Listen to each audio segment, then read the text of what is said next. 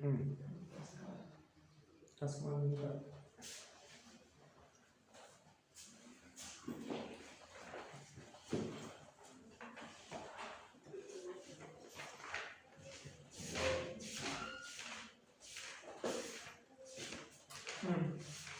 ತರಗತಿಗಳಲ್ಲಿ ವಸ್ತುಗಳ ಚಲನೆ ಮತ್ತೆ ನಿಶ್ಚಲ ವಸ್ತುಗಳು, ಚಲಿಸುತ್ತಿರುವ ವಸ್ತುಗಳ ಬಗ್ಗೆ ತಿಳ್ಕೊಂಡಿದ್ದೀವಿ ಅಲ್ವಾ? ನಮಗೆ ತಿಳಿದಿರುವಂತೆ ಕೆಲವೊಂದು ವಸ್ತುಗಳು ನಿಶ್ಚಲವಾಗಿವೆ ಅಂತ ಗೊತ್ತಿದೆ, ಮತ್ತೆ ಕೆಲವು ವಸ್ತುಗಳು ಚಲಿಸ್ತಾ ಇದಾವೆ ಅಂತ ಗೊತ್ತಿದೆ. ಈಗ ಈ ಮನೆ ನಿಶ್ಚಲವಾಗಿದೆಯಾ, ಚಲಿಸ್ತಾ ಇದೆ? ನಿಶ್ಚಲವಾಗಿ. ಪಕ್ಷಿಗಳು ಹಾರಾಡ್ತಿರ್ತವೆ ಅಂದ್ರೆ ಚಲಿಸ್ತವೆ ಅಲ್ಲ. ನೀರಿನಲ್ಲಿ ಮೀನುಗಳು ಚಲಿಸ್ತಾ ಇರ್ತವೆ, ಹಾಗೆ ನಿಂತಿರ್ತವೆ, ಸಡನ್ ಆಗಿ ಮೂವ್ ಆಗ್ತಿರ್ತವೆ, ಚಲಿಸ್ತಿರ್ತವೆ. ಹಕ್ಕಿಗಳನ್ನು, ಈಜು ಹಕ್ಕಿಗಳನ್ನು ನೋಡ್ಕೊಂಡು ಚಲಿಸ್ತಿರ್ತವೆ. ನಾವು ಬೆಳಿಗ್ಗೆ ಶಾಲೆಗೆ ಮನೆಯಿಂದ ಹೊರಟು ಬರ್ತೀವಿ, ಚಲಿಸ್ತೀವಿ ಅಲ್ವಾ? ನಮ್ಮ ಕೈಕಾಲುಗಳು ಚಲನೆಯಲ್ಲಿ ಇರ್ತಾವೆ ಅಲ್ವಾ? ಹಾಗೆ ಸಸ್ಯಗಳ ರೆಂಬೆ ಕೊಂಬೆಗಳು ನಿಂತಲ್ಲಿಯೇ ನೆಲಕ್ಕೆ ಫಿಕ್ಸ್ ಆಗಿದ್ದಾವೆ, ನಿಂತಲ್ಲಿಯೇ ಅವುಗಳ ರೆಂಬೆ ಕೊಂಬೆಗಳು ಚಲಿಸ್ತಾವೆ ಗಾಳಿ, ಗೊತ್ತಾನೆ? ಸೊ ಹೀಗೆ ಚಲನೆ, ಕೆಲವು ವಸ್ತುಗಳಿಗೆ ಚಲನೆ ಇರುತ್ತೆ, ಕೆಲವು ವಸ್ತುಗಳಿಗೆ ಚಲನೆ ಇರಲ್ಲ. ಹಾಗಾದ್ರೆ ಚಲನೆ ಅಂದ್ರೆ ಏನು ಗೊತ್ತಿದ್ಯಾ? ಈ ಹಿಂದೆ 8ನೇ ತರಗತಿಯಲ್ಲಿ ಕಲ್ತಿದ್ದೀರಾ, ಗೊತ್ತಾಗ್ತಿದ್ಯಾ? ಚಲನೆ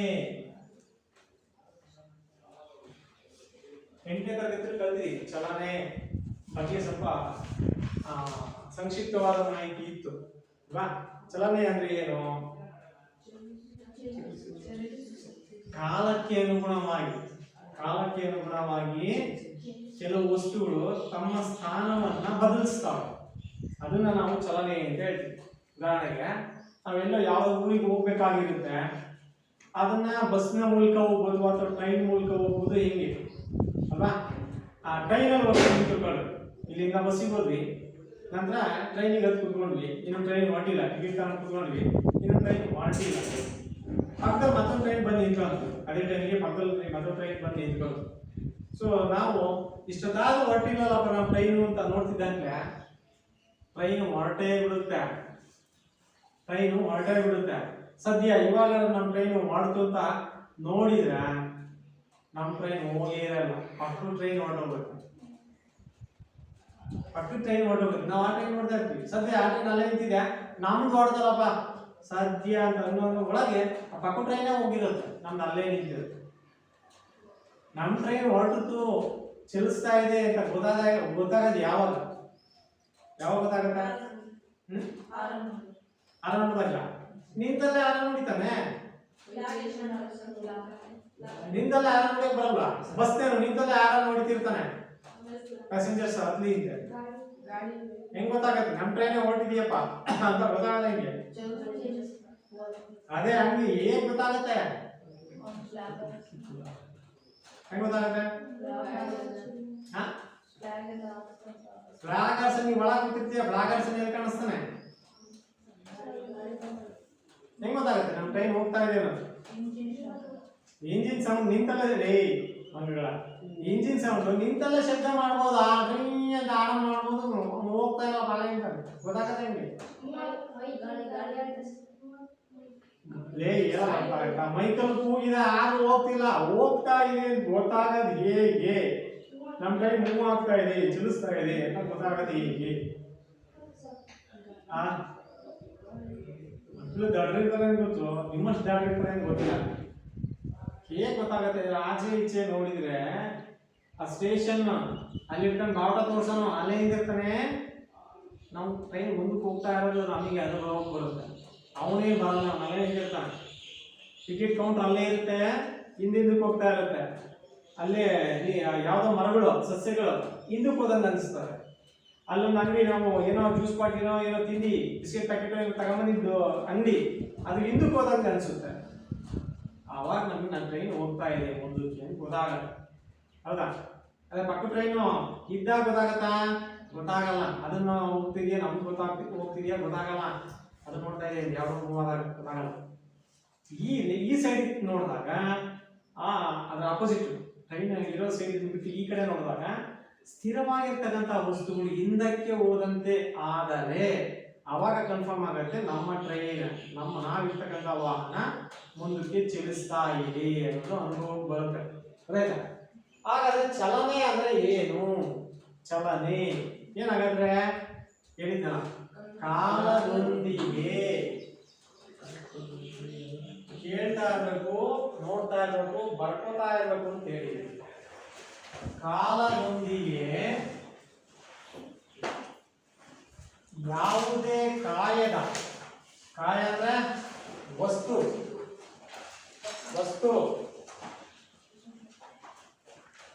ಕಾಲದೊಂದಿಗೆ ಯಾವುದೇ ಕಾಯದ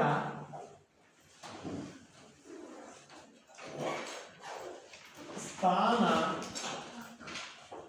ಬದಲಾಗುತ್ತಿದ್ದರೆ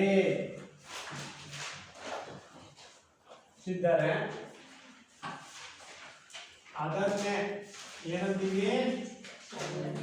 ಚಲನೆ ಅಂತ ಕರೀತೀವಿ.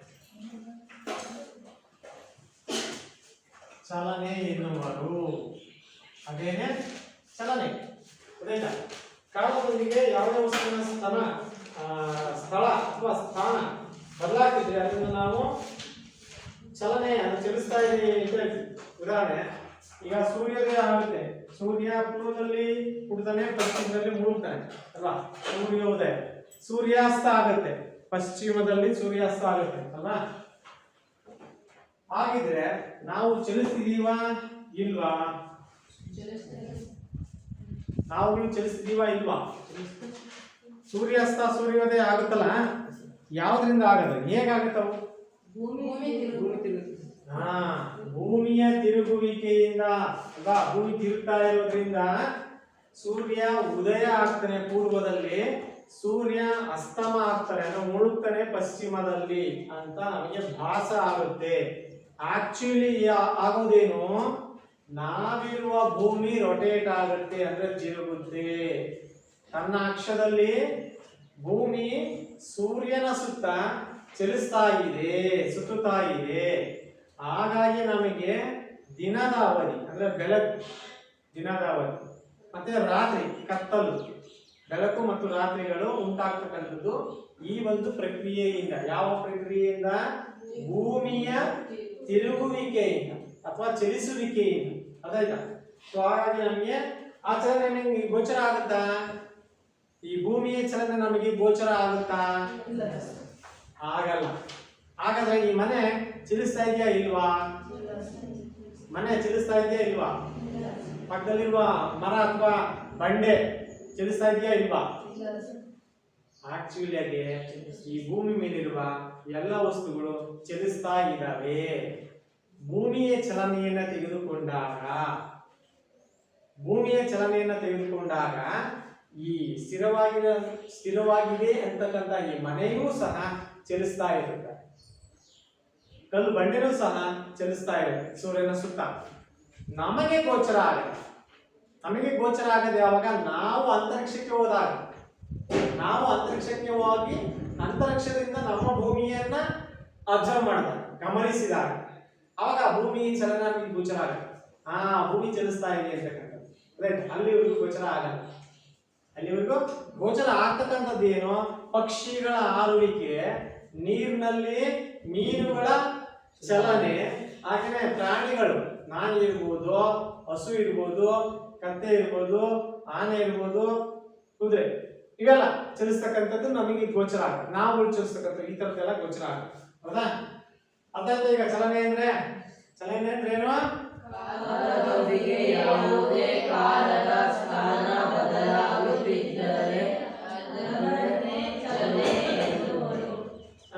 ಹಾಗೆ ನೆಕ್ಸ್ಟ್ ಸರಳ ರೇಖಾ ಚಲನೆ.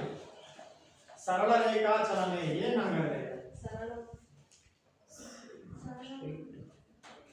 ಸರಳ ರೇಖಾ ಚಲನೆ. ಸರಳ ರೇಖೆ ಅಂದ್ರೆ ಏನು? ಗಣಿತದಲ್ಲಿ ಏನು? ಸರಳ ರೇಖೆ, ಅಥವಾ ಸರಳ ರೇಖೆ.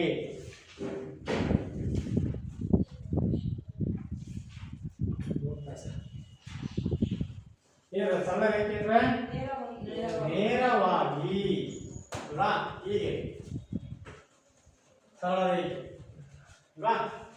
ಸೊ ಹೀಗೆ ಸರಳ ರೇಖಾಚಲನೆ ಅಂದ್ರೆ ಯಾವುದೇ ಕಾಯ ನೇರವಾದ ಜಾಗದಲ್ಲಿ ಅಥವಾ ರಸ್ತೆಯಲ್ಲಿ ಅಥವಾ ದಾರಿಯಲ್ಲಿ ಮಾರ್ಗದಲ್ಲಿ ಚಲಿಸುವುದು ಸರಳ ರೇಖಾ ಚಲನೆ. ಅರ್ಥ ನಾವು ರಸ್ತೆಯಲ್ಲಿ ಹೋಗುವಾಗ ಎಲ್ಲ ಸ್ಟ್ರೈಟ್ ರೋಡ್ ಇರುತ್ತಾ? ನೇರವಾಗೂ ಇರಬಹುದು, ವಕ್ರವಾಗೂ ಇರಬಹುದು. ಕರ್ವ್ ಸೆಕ್ಷನ್ಸ್ ಗಾಡ್ ಸೆಕ್ಷನ್ ಅಲ್ಲಿ ಅಲ್ವಾ, ಗಾಡ್ GHAD ಗಾಡ್ ಸೆಕ್ಷನ್ ಅಂದ್ರೆ ತಿರುಗಿರ್ತಕ್ಕಂತಹ ಸ್ಥಳಗಳು ಅಲ್ವಾ. ಈ ಮಂಗಳೂರು ಕಡೆಗೆ ಹೋಗ್ಬೇಕಾದ್ರೆ ಚಾರ್ಮುಡಿ ಘಾಟ್ ಅಂತ ಇದೆ ಆಯ್ತಾ. ಕೊಟ್ಟಿಗೆಹಾರದಿಂದ ಚಾರ್ಮುಡಿ ಘಾಟ್ ಅಲ್ಲಿ ಇಳಿದು ಹೋಗ್ಬೇಕು. ಧರ್ಮಸ್ಥಳಕ್ಕೆ ಹೋಗ್ಬೇಕಾದ್ರೆ ಶಿರಾಡಿ ಘಾಟ್ ಅಂತ ಇದೆ, ಶಿರಾಡಿ ಘಾಟ್ ಆಯ್ತಾ. ಹಾಗೆ ವಕ್ರವಾದ ರಸ್ತೆಗಳು ಇರ್ತಾವೆ, ನೇರವಾದ ರಸ್ತೆಗಳು ಇರ್ತಾವೆ ಆಯ್ತಾ. ಸೊ ಅದು ಸರಳ ರೇಖಾ ಚಲನೆ ಅಂದ್ರೆ ನೇರವಾದ ಮಾರ್ಗದಲ್ಲಿ ಯಾವುದೇ ಕಾಯ ಚಲಿಸುವಿಕೆ, ಅದನ್ನ ನಾವೇನ್ತೀವಿ ಸರಳ ರೇಖಾ ಚಲನೆ ಅಂತ ಕರಿತೀವಿ ಆಯ್ತಾ. ಅದೇನೆ ಸರಳ ರೇಖಾ ಚಲನೆ. ನೆಕ್ಸ್ಟ್ ಚಲಿಸಿದ ದೂರ. ಚಲಿಸಿದ ದೂರ ಏನಾಗಂದ್ರೆ ಯಾವುದೇ ಒಂದು ಕಾಯ ಈ ಸ್ಥಳದಿಂದ ಹೊರಡ್ತಪ್ಪ, ಎ ಅಂತಕ್ಕಂಥ ಸ್ಥಳದಿಂದ ಹೊರಡ್ತು, ಹೀಗೆ ಹೊರಡ್ತು ಆಯ್ತಾ. ಇಲ್ಲಿಂದ ಹೊರಟು ಸೀದಾ ಈ ಬಿ ಅಂತಕ್ಕಂತಹ ಸ್ಥಳಕ್ಕೆ ಬಂತು, ಬಿ ಎನ್ನುವ ಸ್ಥಳಕ್ಕೆ ಬಂತು. ಅಲ್ಲಿಂದ ಮತ್ತು ವಾಪಸ್ಸು ಇಲ್ಲೆಲ್ಲೋ ಸಿ ಅಂತಕ್ಕಂತಹ ಸ್ಥಳಕ್ಕೆ, ಸಿ ಎನ್ನುವ ಸ್ಥಳದ ಅಲ್ಲಿ ಬಂತು. ಎ ನಿಂದ ಬಿಗೆ ಸುಮಾರು 60 ಕಿಲೋಮೀಟರ್ ಇದೆ ಅಂತ ತಿಳ್ಕೊಳ್ಳಿ. ಇಲ್ಲಿಂದ ನಿಮಗೆ ಎ ಇಂದ ಬಿಗೆ ಅಲ್ಲಿಗೆ ಹೋಯ್ತು. ಮತ್ತೆ ಆ ವೆಹಿಕಲ್ ಅಥವಾ ಕಾಯ ಅಂದ್ರೆ ಯಾವುದೇ ಕಾಲದೊಂದಿಗೆ ಯಾವುದೇ ಕಾಲದ ಅಲ್ಲ ಕಾಯದ. ನೋಡಿ ನಾ ತಪ್ಪಾಗಿನಿ, ನೀವು ಅಬ್ಸರ್ವ್ ಮಾಡಿ ಹೇಳಿ, ಹಿಂಗೆ ಬರ್ಕೊಂಡ್ರ ಯಾವುದೇ ಕಾಯದ ಸ್ಥಾನ ಬದಲಾಗ್ತಿದ್ರೆ ಅಂತ ಹೇಳಿದೆ. ಬರೆಯುವಾಗ ತಪ್ಪಾಗಿ ನಾನು ಗಮನಿಸಿಲ್ಲ, ಈಗ ಗಮನಿಸ್ತಾ ಇದ್ದೀನಿ, ನೀವು ಹೇಳ್ಕೊಳ್ತಾನೆ ಆಯ್ತಾ. ಸರಿ, ಎ ಇಂದ ಬಿಗೆ ಯಾವುದೋ ಒಂದು ಕಾಯ ಹೊರಟೋಯ್ತು. ಸುಮಾರು ಎಷ್ಟು ಕಿಲೋಮೀಟರ್ ಇದೆ? 60 ಕಿಲೋಮೀಟರ್ ಇದೆ. ಅಲ್ಲಿಂದ ಬಿ ಇಂದ ಸಿಗೆ ಸುಮಾರು 30 ಕಿಲೋಮೀಟರ್ ಇದೆ ಆಯ್ತಾ. ಈಗ ಎ ಟು ಬಿ ಎಷ್ಟಿದೆ ದೂರ? 60 ಕಿಲೋಮೀಟರ್ ಇದೆ ಅಲ್ವಾ. ಆಮೇಲೆ ಬಿ ಇಂದ ಸಿಗೆ ಎಷ್ಟಿದೆ? 30 ಕಿಲೋಮೀಟರ್ ಇದೆ. ಒಟ್ಟು ಎಷ್ಟು? ಒಟ್ಟು ಎಷ್ಟಾಯ್ತು? ಈ 90 ಕಿಲೋಮೀಟರ್ ಇದೆಯಲ್ಲ, ಆ 90 ಕಿಲೋಮೀಟರ್ ಚಲಿಸಿದ ದೂರ. ಆ ಕಾಯ ಅಂದ್ರೆ ಆ ವಸ್ತು ಅಥವಾ ಆ ವೆಹಿಕಲ್ ಚಲಿಸಿದ ದೂರ ಎಷ್ಟಾಗುತ್ತೆ? 90 ಕಿಲೋಮೀಟರ್ ಆಗುತ್ತೆ. ಹಾಗಾದ್ರೆ ಚಲಿಸಿದ ದೂರ ಅಂದ್ರೆ ಏನು? ಚಲಿಸಿದ ದೂರ ಅಂದ್ರೆ ಏನು ಅನ್ಕೊಳ್ಳಿ. ಯಾವುದೇ ಕಾಯ ಚಲಿಸಲು ಪ್ರಾರಂಭಿಸಿದ ಸ್ಥಳದಿಂದ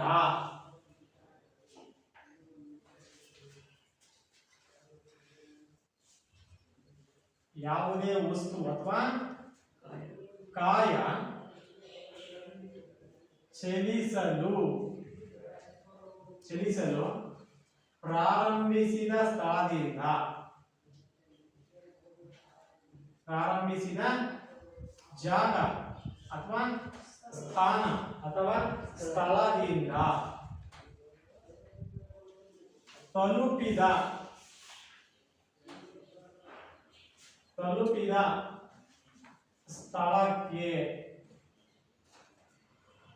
ಸ್ಥಳಕ್ಕೆ ಇರುವ ಡಿಸ್ಟೆನ್ಸ್, ದೂರಕ್ಕೆ ಏನಂತೀವಿ? ಚಲಿಸಿದ ದೂರ ಅಂತ ಕರೀತೀವಿ.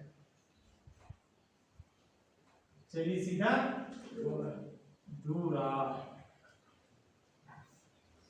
ಅದೇ ಚಲಿಸಿದ ದೂರ ಅಂತ ಅನ್ಸ್ಕೊಳ್ಳಿ. ಯಾವುದೇ ಕಾಲ ಅಥವಾ ವಸ್ತು ತಾನು ಚಲಿಸಲು ಪ್ರಾರಂಭಿಸಿದ ಸ್ಥಳದಿಂದ ತಲುಪಿದ ಸ್ಥಳಕ್ಕೆ ಇರ್ತಕ್ಕಂತಹ ದೂರ ಅಥವಾ ಡಿಸ್ಟೆನ್ಸ್ ಅನ್ನ ನಾವೇನಂತೀವಿ? ಚಲಿಸಿದ ದೂರ ಅಂತ ಕರಿತೀವಿ ಆಯ್ತಾ. ಅದೇನೇ ಚಲಿಸಿದ ದೂರ ಅಂತ ಅನ್ಸ್ಕೊಳ್ಳಿ. ಈಗ ಹೇಳಿದಲ್ಲ, ಒಂದು ವಸ್ತು ಅಥವಾ ಕಾಯ ಎ ಇಂದ ಬಿ ಹೋಯ್ತು, ಬಿ ಇಂದ ಮತ್ತೆ ಸಿ ಬಂತು. ಎ ಇಂದ ಬಿ ಗೆ 60 ಕಿಲೋಮೀಟರ್ ದೂರ ಇದೆ, ಬಿ ಇಂದ ಸಿ ಗೆ 30 ಕಿಲೋಮೀಟರ್ ಇದೆ. ಹಾಗಾದ್ರೆ ಆ ಕಾಯ ಚಲಿಸಿದ ದೂರ ಎಷ್ಟು? 90 ಕಿಲೋಮೀಟರ್ ಅಂತ ಅನ್ಸ್ಕೊಳ್ಳುತ್ತೆ. ಅದು ಚಲಿಸಿದ ದೂರ ಆಗುತ್ತೆ. ಆಯ್ತಾ? ಗೊತ್ತಾಯ್ತಾ? ಈ ಚಲಿಸಿದ ದೂರದ ಏಕಮಾನ ಯಾವ್ದಪ್ಪ ಅಂದ್ರೆ ಮೀಟರ್. ಚಲಿಸಿದ ದೂರದ ಏಕಮಾನ ಯಾವುದು? ಮೀಟರ್. ಮೀಟರ್ ಮೀಟ್ ಬರ್ತೀನಿ ಮತ್ತೆ ಹಂಗೆ ಬರ್ತೀರಾ? ಮೀಟರ್ ಅಂತ ಬರ್ಕೊಳ್ಳಿ. ಮೀ ಅಂದ್ರೆ ಮೀಟರ್. ಅದು ಚಿಕ್ಕದಾದ್ರೆ ಕಿಲೋಮೀಟರ್ ಅಲ್ಲಿ ಹೇಳ್ಬೋದು. KM kilometre. ಇದು ಮೀಟರ್ ಚಿಕ್ಕಾಗ. ಈಗ ಇರುವೆ ಕಿಲೋಮೀಟರ್ ಗಟ್ಟಲೆ ಹೋಗ್ಬೋದು ಇಲ್ಲ ಅಂತಲ್ಲ. ಇಲ್ಲಿ ಮೀಟರ್ ಇರುವೆ 1 ಮೀಟರ್ ಅಂದ್ರೆ ಸುಮಾರು ಇಷ್ಟು ಉದ್ದ ಆಯ್ತು. 1 ಮೀಟರ್ ಆಯ್ತಾ? ಈ ಕೋಲಿನಷ್ಟು ಉದ್ದ 1 ಮೀಟರ್. ಹಾಗೆ 10 ಮೀಟರ್ ಹೋಯ್ತು ಒಂದು ಇರುವೆ. 10 ಕಿಲೋಮೀಟರ್ ಹೋಗ್ಬೋದೇನೋ ಆಯ್ತಾ? ಅಲ್ಲಿ ಮೀಟರ್ ಉದ್ದ ಅಲ್ಲ. ಸೊ ಹಾಗೆ ನಾವು ದೊಡ್ಡ ವೆಹಿಕಲ್ಸ್ ಹಾಗೆ ಅಂತಂದ್ರೆ ಕಿಲೋಮೀಟರ್ ಹೇಳೋದು. ಇದು ಸಣ್ಣ ಏಕಮಾನ ಮೀಟರ್. ಯಾವುದಂತ? ಚಲಿಸಿದ ದೂರದ ಏಕಮಾನ. ಹಾಗೆ ನೆಕ್ಸ್ಟ್ ಸ್ಥಾನ ಫಲಕ. ನೆಕ್ಸ್ಟ್ ಒಂದು ಯಾವುದು? ಸ್ಥಾನ ಫಲಕ.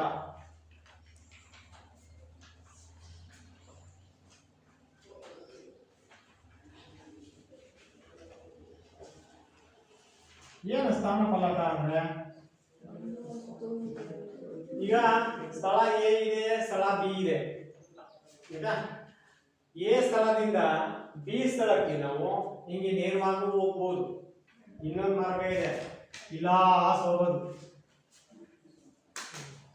ಇದೊಂದು ಮಾರ್ಗ. ವಿಲಾಸ ಹೋದ್ರೆ ಎಷ್ಟು ದೂರ ಆಗುತ್ತೆ ಅಂತಂದ್ರೆ,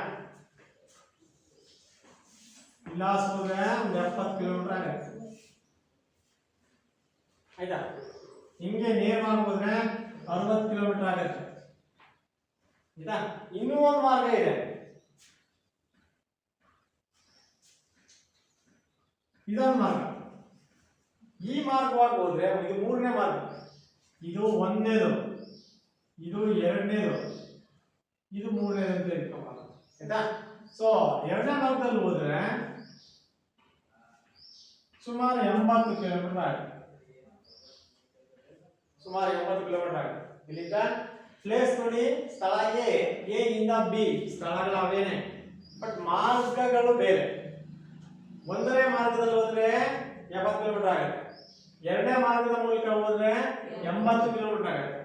ಈ 3ನೇ ಮಾರ್ಗದ ಮೂಲಕ ಹೋದ್ರೆ 65 ಕಿಲೋಮೀಟರ್ ಆಗುತ್ತೆ. ಆಯ್ತಾ? ಈಗ ಹಾಸನ್ಗೆ ನಾವು ಇಲ್ಲಿಂದ ಆರ್ನಳ್ಳಿ ಮೂಲಕನೂ ಹೋಗ್ಬೋದು. ಆಯ್ತಾ? ಹಾಗೆ ಇಲ್ಲಿಂದ ಜಾಬಲ್ಲಿ ಹೋಗಿ ಹಳೆಬೀಡು ಹೋಗಿ ಹಿಂಗೂ ಹೋಗ್ಬೋದು.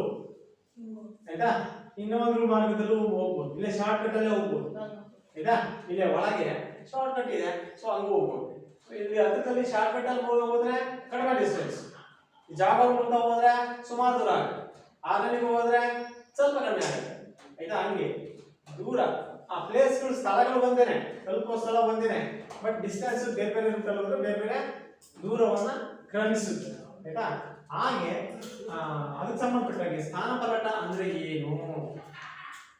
ಚಲಿಸಲು ಪ್ರಾರಂಭಿಸಿದ ಸ್ಥಳದಿಂದ ತಲುಪಿದ ಸ್ಥಳಕ್ಕೆ, ತಲುಪಿದ ಸ್ಥಳ ಬಿನೇ, ಹಾಸನ ಅಂತ ತಿಳ್ಕೊಳ್ಳಿ, ಬಿನೇ, ತಲುಪಿದ ಸ್ಥಳಕ್ಕೆ ಇರ್ತಕ್ಕಂತಹ ಶಾರ್ಟೆಸ್ಟ್ ಡಿಸ್ಟೆನ್ಸ್ ಅಂದ್ರೆ ಅಮೂಲ್ಯ ಕನಿಷ್ಠ ದೂರ. ಆ ಕನಿಷ್ಠ ದೂರವನ್ನು ನಾವು ಸ್ಥಾನ ಫಲಕ ಅಂತ ಕರಿತೀವಿ. ಈಗ ಚಲಿಸಲು ಪ್ರಾರಂಭಿಸಿದ ಸ್ಥಳದಿಂದ ತಲುಪಿದ ಸ್ಥಳಕ್ಕೆ ಇರುವ ಕನಿಷ್ಠ ದೂರವನ್ನು ನಾವೇಂತೀವಿ? ಸ್ಥಾನ ಫಲಕ ಅಂತ ಕರಿತೀವಿ. ಆಯ್ತಾ? ಅದನ್ನೇ ನಾವು ಸ್ಥಾನ ಫಲಕ ಅಂತ ಕರಿತೀವಿ.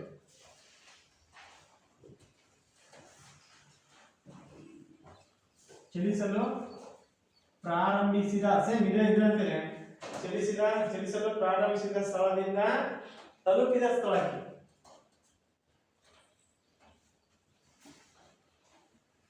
ಪ್ರಾರಂಭಿಸಿದ ಸ್ಥಳದಿಂದ ತಲುಪಿದ ಸ್ಥಳಕ್ಕೆ ತಲುಪಿದ ಸ್ಥಳಕ್ಕೆ ಇರುವ ಕನಿಷ್ಠ ದೂರ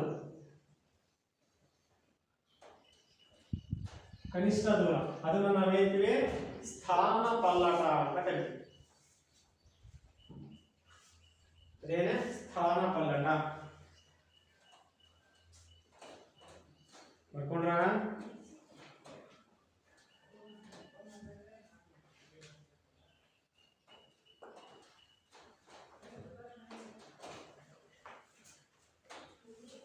ಆಯ್ತಾ? ಬರ್ಕೊಂಡ್ರ?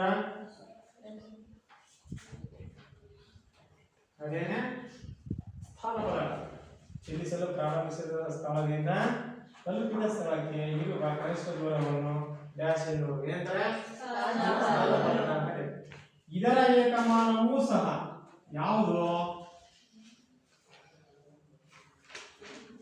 ಮೀಟರ್ ಅಥವಾ ಕಿಲೋಮೀಟರ್. ಆಯ್ತಾ? ಚಿಕ್ಕ ಏಕಮಾನ ಮೀಟರ್ ಆದ್ರೆ ದೊಡ್ಡದಾಗಿ ಕಿಲೋಮೀಟರ್ಗಳಲ್ಲಿ ನಾವು ಹೇಳ್ಬೋದು. ಆಯ್ತಾ?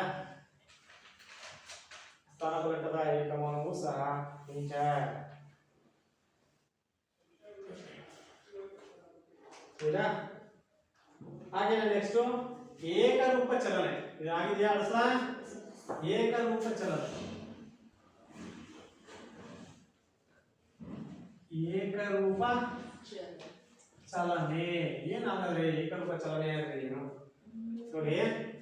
ಯಾವುದೊಂದು vehicle A to B, A ಜಾಗದಿಂದ ಬಿ ಜಾಗಕ್ಕೆ, ಆಯ್ತಾ? ಒಂದು ಸೆಕೆಂಡಿಗೆ ಸುಮಾರು 5 ಕಿಲೋಮೀಟರ್, 5 ಮೀಟರ್ ಹೋಗಿದೆ ಎಂದುಕೊಳ್ಳಿ. 1 ನಿಮಿಷಕ್ಕೆ ಎಂದುಕೊಳ್ಳಿ. 1 ನಿಮಿಷಕ್ಕೆ 1 ಕಿಲೋಮೀಟರ್. 1 ನಿಮಿಷಕ್ಕೆ 1 ಕಿಲೋಮೀಟರ್ ಹೋಯ್ತಪ್ಪ ಕಾರ್, ಅಷ್ಟು ವೇಗವಾಗಿ ಹೋಗ್ತಾ ಇದೆ. ಆಯ್ತಾ? 2ನೇ ನಿಮಿಷಕ್ಕೆ ಅದಕ್ಕೂ 1 ಕಿಲೋಮೀಟರ್.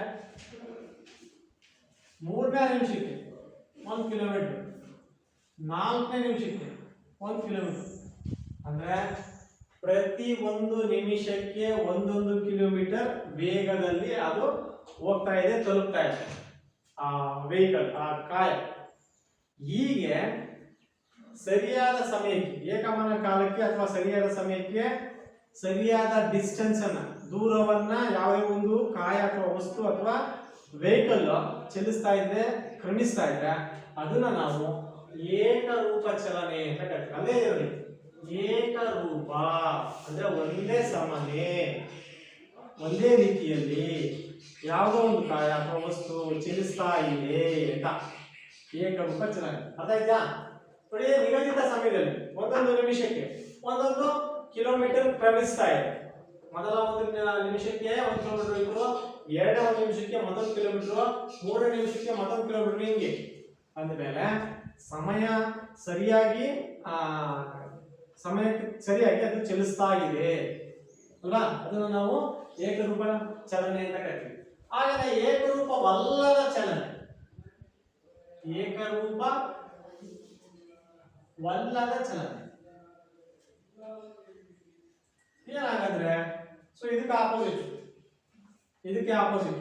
ಮೊದಲನೇ ನಿಮಿಷದಲ್ಲಿ 1 ಕಿಲೋಮೀಟರ್ ಹೋಯ್ತು, 2ನೇ ನಿಮಿಷದಲ್ಲಿ 1 ಕಿಲೋಮೀಟರ್ ಹೋಗ್ಲಿಲ್ಲ. ಯಾಕೆ ಅಂತಂದ್ರೆ ಅಲ್ಲಿ ಹಂಪುಗಳು ಇತ್ತು, ಪದೇ ಹಂಪುಗಳು ಇತ್ತು, ಇಲ್ಲ ತಗ್ಗುಗಳಿತ್ತು, ಅದೇ ವೇಗದಲ್ಲಿ ಹೋಗ್ಲಿಕ್ಕೆ ಆಗ್ಲಿಲ್ಲ. ಸೊ ವೇಗ ಕುಂಠಿತ ಆಯ್ತು, ಅರ್ಧ ಕಿಲೋಮೀಟರ್ ಅಷ್ಟೇ ಹೋಗ್ಲಿಕ್ಕೆ ಆಯ್ತು. ಆಯ್ತಾ? 3ನೇ ನಿಮಿಷದಲ್ಲಿ ಹೋಗ್ತಾ ಇತ್ತು, ಅಲ್ಲಿ ಎಮ್ಮೆ ಹಿಂಡು ಬಂತು. ಎಮ್ಮೆಗಳು ಸಡನ್ ಆಗಿ ಆರಾಮ್ ಮಾಡ್ತಿದ್ದಾಗ ಸರ್ಕತ್ತಾವೇನೋ? ಸರ್ಕಣಲ್ಲ ಅಲ್ವಾ? ನೀವು ಎಷ್ಟೇ ಆರಾಮ್ ಮಾಡಿದ್ರೆ ಸರ್ಕಣಲ್ಲ. ಹಂಗಾಗಿ ಅಲ್ಲೂ ಸಹ ವೇಗ ಕುಂಠಿತ ಆಯ್ತು. 3 ನಿಮಿಷದಲ್ಲಿ ಬರೀ ಅರ್ಧ ಕಿಲೋಮೀಟರ್ ಆಗಲಿಲ್ಲ, ಬರೀ 1/4 ಕಿಲೋಮೀಟರ್ ಹೋಯ್ತು ಅಲ್ವಾ? 4ನೇ ನಿಮಿಷದಲ್ಲಿ ಯಾವ್ದ್ರಿಂದ ಫ್ರೀ ಇತ್ತು, ರೋಡ್ ಚೆನ್ನಾಗಿತ್ತು, ಮತ್ತೊಂದು ಕಿಲೋಮೀಟರ್ ಹೋಯ್ತು. ಆಯ್ತಾ? ಸೊ ಹೀಗೆ ವೇಗದಲ್ಲಿ ಬದಲಾವಣೆ ಆಗ್ತಾ ಇದೆ.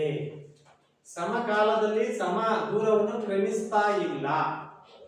ಸಮಕಾಲದಲ್ಲಿ ಸಮ ದೂರವನ್ನ ಕ್ರಮಿಸ್ತಾ ಇಲ್ಲ ಅಂದ್ರೆ ಅದು ಏಕರೂಪವಲ್ಲದ ಚಲನೆ. ಏಕರೂಪ ಅಲ್ಲದ ಚಲನೆ ಅದು ಅಂತ ಗೊತ್ತಾಗ್ತದೆ. ಅದಾದ್ರೆ ಹೆಡಿಂಗ್ ಅಲ್ಲೇ ಇದೆ ಆನ್ಸರ್, ಅರ್ಥ ಅದನ್ನು ಸರಿಯಾಗಿ ಅರ್ಥ ಮಾಡ್ಕೊಂಡ್ರೆ ಗೊತ್ತಾಗುತ್ತೆ. ಏಕರೂಪ ಚಲನೆ ಅಂದ್ರೆ ಸಮಕಾಲದಲ್ಲಿ ಸಮದೂರವನ್ನು ಕ್ರಮಿಸ್ತಕ್ಕಂತಹ ಚಲನೆ. ಏಕರೂಪವಲ್ಲದ ಚಲನೆ ಅಂದ್ರೆ ಸಮಕಾಲದಲ್ಲಿ ಸಮದೂರವನ್ನ ಕ್ರಮಿಸದ ಚಲನೆ. ಅದನ್ನ ನಾವು ಏಕರೂಪವಲ್ಲದ ಚಲನೆ ಅಂತ ಕರಿತೀವಿ. ಅಲ್ಲೇನ್ರ? ಕೆಲವೊಮ್ಮೆ ನಾವು ಹೋಗ್ಬೇಕಾದ್ರೆ ಗೊತ್ತಾಗತ್ತೆ ಅಲ್ಲ, ಒಂದೇ ವೇಗದಲ್ಲಿ ಬಸ್ ನಾವು ಹೋಗ್ತಕ್ಕಂಥ ವೆಹಿಕಲ್ಸ್ ಹೋಗುತ್ತಾ ಇಲ್ಲ. ಹಂಪುಗಳು ಬರ್ಬೋದು, ದನಗಳ ಹಿಂಡು ಬರ್ಬೋದು, ಇಲ್ಲ ಮಕ್ಕಳು ಶಾಲೆಗೆ ಹೋಗ್ತಾ ಇರೋ ಸಣ್ಣ ಪುಟ್ಟ ಮಕ್ಕಳು ಬರ್ಬೋದು, ಅದೇ ವೇಗದಲ್ಲಿ ಹೋಗ್ಲಿಕ್ಕೆ ಬರಲ್ಲ ಅಲ್ವಾ. ಇಲ್ಲ ಗುಂಡಿಗಳಿರ್ಬೋದು. ಸೊ ಗುಂಡಿಗಳಿತ್ತು ಒಂದೇ ವೇಗದಲ್ಲಿ ಹೋಗ್ಲಿಕ್ಕಲ್ಲ, ರೋಡ್ ಚೆನ್ನಾಗಿತ್ತು ವೇಗವಾಗಿ ಹೋಗ್ಬೋದು, ಹೌದಾ? ಅಲ್ಲೇ ನೋಡ. ನೆಕ್ಸ್ಟ್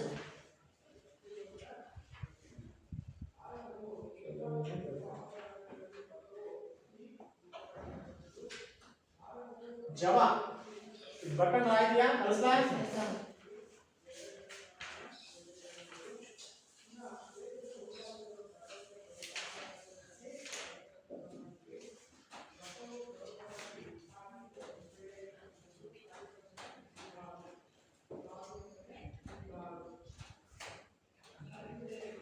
ಜವ. ಜವ ಅಂದ್ರೆ ಏನು? ಏಕಮಾನ ಕಾಲದಲ್ಲಿ ಉಂಟಾದ ಯಾವುದೇ ಕಾಯವು ಕ್ರಮಿಸಿದ ದೂರವನ್ನು ನಾವು ಜವ ಅಂತ ಹೇಳ್ತೀವಿ. ಅಂದ್ರೆ ನಿರ್ದಿಷ್ಟ ಸಮಯದಲ್ಲಿ ಇಲ್ಲಿ ಯಾವುದೋ ಒಂದು ವಸ್ತು ಅಥವಾ ಕಾಯ ಎ ಇಂದ ಬಿಗೂ ಹೋಯ್ತು, ಬಿ ಇಂದ ಮತ್ತೆ ಸಿ ಬಂತು, ಇಲ್ಲಿಂದ ಅಲ್ಲಿಗೆ ಹೋಗಿ ಅಲ್ಲಿಂದ ಇಲ್ಲಿಗೆ ಬರ್ಲಿಕ್ಕೆ ಎಷ್ಟು ಸಮಯವನ್ನ ತೆಗೆದುಕೊಳ್ತು ಅಂತ ನೋಡ್ಕೊಂಡ್ರೆ ಅದನ್ನ ನಾವು ಜವ ಅಂತ ಹೇಳ್ತೀವಿ. ಏಕಮಾನ ಕಾಲದಲ್ಲಿ ಯಾವುದೇ ಕಾಯವು ಚಲಿಸಿದ ದೂರವನ್ನ ನಾವು ಜವ ಅಂತ ಹೇಳ್ತೀವಿ. ಆಯ್ತಾ? ಅದೇನೆ ಜವ ಅಂತ ಅನ್ಸ್ಕೊಳ್ತೀವಿ. ಏಕಮಾನ ಕಾಲದಲ್ಲಿ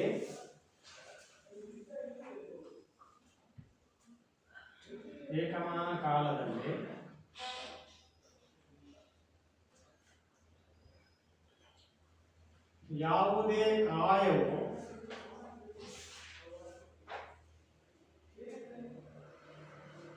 ಚಲಿಸಿದ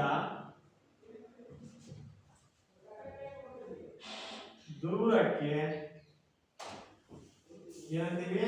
ಆ ಕಾಯದ ಜವ ಅಂತ ಕರೀತೀವಿ.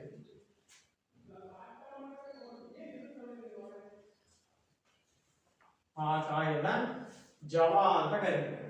ಏಕಮಾನ ಕಾಲದಲ್ಲಿ ಯಾವುದೇ ವಸ್ತು ಅಥವಾ ಯಾವುದೇ ಕಾಯ ಚಲಿಸಿದ ದೂರಕ್ಕೆ ಜವ ಅಂತ ಹೇಳ್ತೀವಿ.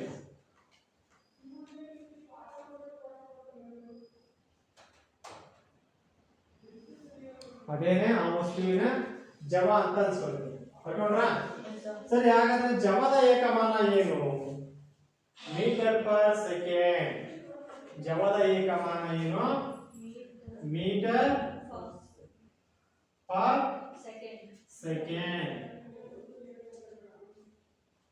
ಜವದ ಏಕಮಾನ ಮೀಟರ್ ಪರ್ ಸೆಕೆಂಡ್.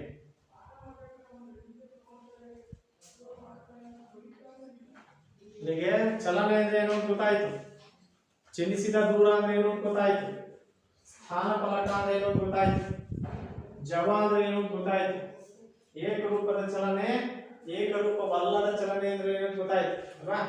ನೆಕ್ಸ್ಟ್ ವೇಗ ಅಂದ್ರೆ ಏನು? ಜವ ಆದ್ಮೇಲೆ ವೇಗ.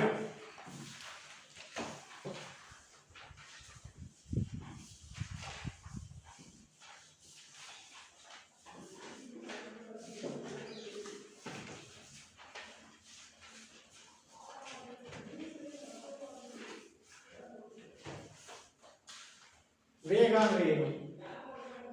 ಏಕಮಾನ ಕಾಲದಲ್ಲಿ ಉಂಟಾದ ಕಾಯದ ಸ್ಥಾನ ಪಲ್ಲಟವನ್ನ ನಾವು ವೇಗ ಅಂತ ಹೇಳ್ತೇವೆ. ಏಕಮಾನ ಕಾಲದಲ್ಲಿ ಆದಂತಹ ಕಾಯದ ಸ್ಥಾನ ಪಲ್ಲಟವೇ ವೇಗ ಅಂತ ಅನ್ಸ್ಕೊಳ್ತೀವಿ. ಏಕಮಾನ ಕಾಲದಲ್ಲಿ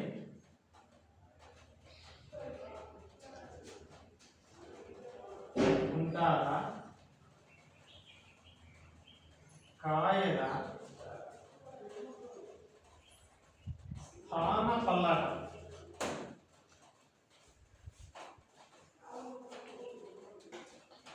ಸ್ಥಾನಪಲ್ಲಟವೇ ಆ ಕಾಯದ ವೇಗ, ಆ ವಸ್ತುವಿನ ಅಥವಾ ಆ ಕಾಯದ ವೇಗ ಅಂತ ಅನ್ಸ್ಕೊಳ್ಳೋದು. ಸರಿ, ಈ ವೇಗದ ಏಕಮಾನ ಅದು ಸಹ metre per second. Metre per second. ವೇಗದ ಏಕಮಾನವು ಸಹ ಅದೇ ಸೇಮ್ ಮೀಟರ್ ಪರ್ ಸೆಕೆಂಡ್. ಮೀಸೆ ಆಯ್ತಾ. ಜವ ಮತ್ತು ವೇಗದ ಏಕಮಾನಗಳು ಎರಡೂ ಸಹ ಒಂದೇನೆ, ಮೀಟರ್ ಪರ್ ಸೆಕೆಂಡ್.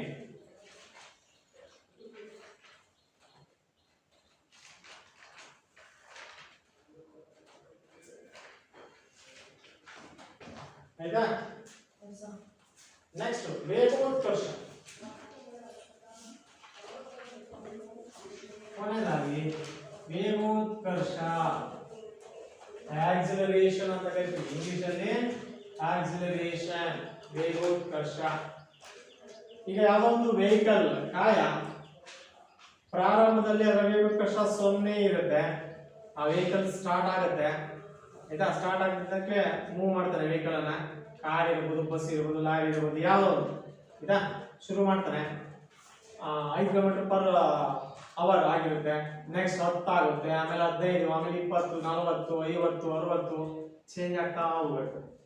ಮಧ್ಯದಲ್ಲಿ ಒಳ್ಳೆ ರೋಡ್ ಚೆನ್ನಾಗಿತ್ತು, ಸುಮಾರು 100 km/h, ಗಂಟೆಗೆ 100 km ವೇಗದಲ್ಲಿ ಹೋಗ್ತಾ ಇರ್ಬೋದು, 120 ಮೇಲೆ ಹೋಗ್ತಾ ಇರ್ಬೋದು. ಸಡನ್ ಆಗಿ ಹಂಪ್ ಬಂತು ಅಥವಾ ಗುಂಡಿಗಳು ಬಂತು, ಸಡನ್ ಆಗಿ ದನಗಳ ಅಥವಾ ಕುರಿಗಳ ಹಿಂಡು ಬಂತು, ಅದೇ ವೇಗದಲ್ಲಿ ಹೋಗ್ಲಿಕ್ಕೆ ಆಗಲ್ಲ, ಬ್ರೇಕ್ ಹಾಕ್ಬೇಕು. ಅದರಲ್ಲಿ ವೇಗದ ಕುಂಠಿತ ಆಗುತ್ತೆ, ವೇಗದ ಕುಂಠಿತ ಆಗುತ್ತೆ ಅಲ್ವಾ. ಸೊ ಅದೇನೆ ವೇಗೋತ್ಕರ್ಷ ಅಂದ್ರೆ ವೇಗದ ದರದಲ್ಲಿ ಉಂಟಾದಂತಹ ಬದಲಾವಣೆ. ವೇಗದ ದರದಲ್ಲಿ ಉಂಟಾದಂತಹ ಬದಲಾವಣೆಯನ್ನ ಏನಂತೀವಿ ನಾವು? ವೇಗೋತ್ಕರ್ಷ ಅಂತ ಕರಿತೀವಿ ಆಯ್ತಾ. ನಿಮಗೆ ಅರ್ಥ ಆಯ್ತಲ್ಲ? ವೇಗೋತ್ಕರ್ಷ, ಆಕ್ಸಲರೇಷನ್. ಒಂದೇ ವೇಗದಲ್ಲಿ ಹೋಗ್ಲಿಕ್ಕೆ ಆಗಲ್ಲ. ಒಂದೇ ವೇಗದಲ್ಲಿ ಆ ಕಾಯ ಅಥವಾ ವಸ್ತು ಅಥವಾ ವೆಹಿಕಲ್ ಹೋಗ್ಲಿಕ್ಕೆ ಸಾಧ್ಯ ಇಲ್ಲ.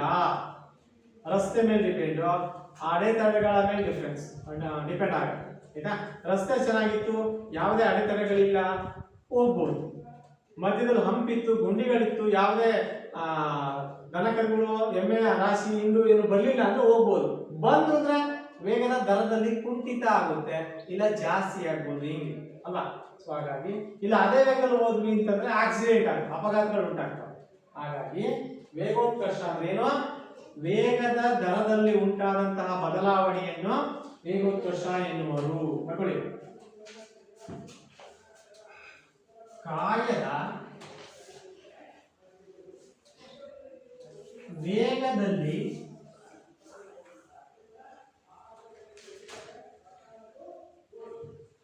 ಉಂಟಾದ ಬದಲಾವಣೆಯ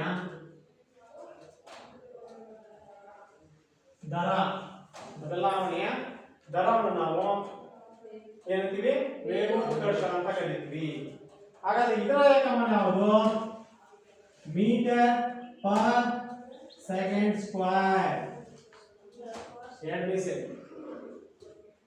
ಮೀಟರ್ ಪರ್ ಸೆಕೆಂಡ್ ಸ್ಕ್ವೇರ್ ಯಾವುದ್ರದ್ದು ಏಕಮಾನ? ಅದು ವೇಗೋತ್ಕರ್ಷದ ಏಕಮಾನ.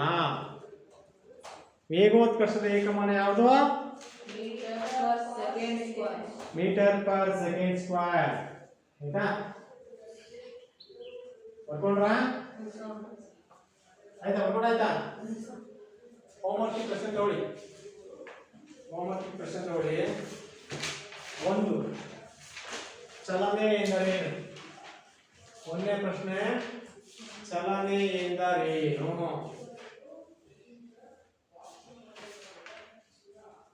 ಆಯ್ತಾ? ಚಲನೆ ಎಂದರೇನು? ಎರಡನೇದು, ಚಲಿಸಿದ ದೂರ ಎಂದರೇನು? ಅಳಿಸಿದ್ದೀನಿ, ಇದೆ ಇತ್ತಲ್ಲ, ಅಳಿಸಿ. ಚಲಿಸಿದ ದೂರ ಎಂದರೇನು? ಏಕಮಾನ ತಿಳಿಸಿ. ಏಕಮಾನ ತಿಳಿಸಿ. ಮೂರನೇ ಪ್ರಶ್ನೆ,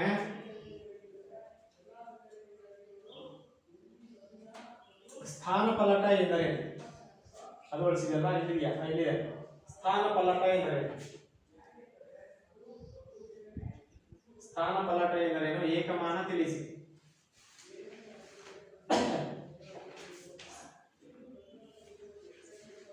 ಆಯ್ತಾ? ಸ್ಥಾನಪಲ್ಲಟ ಎಂದರೇನು? ಏಕಮಾನ ತಿಳಿಸಿ. ನಾಲ್ಕನೇ ಪ್ರಶ್ನೆ, ಜವ ಮತ್ತು ವೇಗ ಎಂದರೇನು? ಜವ ಮತ್ತು ವೇಗ ಎಂದರೇನು? ಅವುಗಳ ಏಕಮಾನ ತಿಳಿಸಿ. ಜವ ಅಂದ್ರೆ ಇಲ್ಲಿ ಏಕಮಾನ ಕಾಲದಲ್ಲಿ ಯಾವುದೇ ಕಾರ್ಯವು ಚಲಿಸಿದ ದೂರಕ್ಕೆ ಜವ ಅಂತ ಕರಿತೀವಿ. ಅದರ ಏಕಮಾನ ಮೀಟರ್ ಪರ್ ಸೆಕೆಂಡ್ ಈಸೆ. ಹಾಗೇನೆ ವೇಗ ಅಂದ್ರೆ ಏಕಮಾನ ಕಾಲದಲ್ಲಿ ಉಂಟಾದಂತಹ ಕಾಯದ ಸ್ಥಾನ ಪಲ್ಲಟವನ್ನು ನಾವು ವೇಗ ಅಂತ ಹೇಳ್ತೀವಿ. ಅದರ ಏಕಮಾನವು ಸೇಮ್ ಅದೇ, ಅಂದ್ರೆ ಮೀಟರ್ ಪರ್ ಸೆಕೆಂಡ್. ಆಯ್ತು, ಅದು ನಾಲ್ಕನೇ ಪ್ರಶ್ನೆ. ಜವ ಮತ್ತು ವೇಗ ಎಂದರೇನು? ಅವುಗಳ ಏಕಮಾನ ತಿಳಿಸಿ. ಆಯ್ತಾ? ಐದನೇ ಪ್ರಶ್ನೆ, ವೇಗೋತ್ಕರ್ಷ ಎಂದರೇನು? ಅದರ ಏಕಮಾನ ತಿಳಿಸಿ. ವೇಗೋತ್ಕರ್ಷ ಎಂದರೇನು? ಅದರ ಏಕಮಾನ ತಿಳಿಸಿ. ಮೀಟರ್ ಸ್ಕ್ವೇರ್ ಅಂದ್ರೆ ಮೀಟರ್ ಪರ್ ಸೆಕೆಂಡ್ ಸ್ಕ್ವೇರ್. ಆರನೇ ಪ್ರಶ್ನೆ, ಏಕರೂಪದ ಚಲನೆ ಮತ್ತು ಏಕರೂಪವಲ್ಲದ ಚಲನೆ ಎಂದರೇನು? ಈ 6 ಪ್ರಶ್ನೆಗಳಿಗೆ ಉತ್ತರ ಬರ್ಕೊಂಡು ನಾಳೆ ತೋರಿಸ್ತೇವೆ. ಮತ್ತೆ ಕಲ್ತ್ಕೊಂಡು ಬರಬೇಕು. ಕೇಳಿಸ್ತಾ? ಪಾಠ ಅರ್ಥ ಆಯ್ತಾ?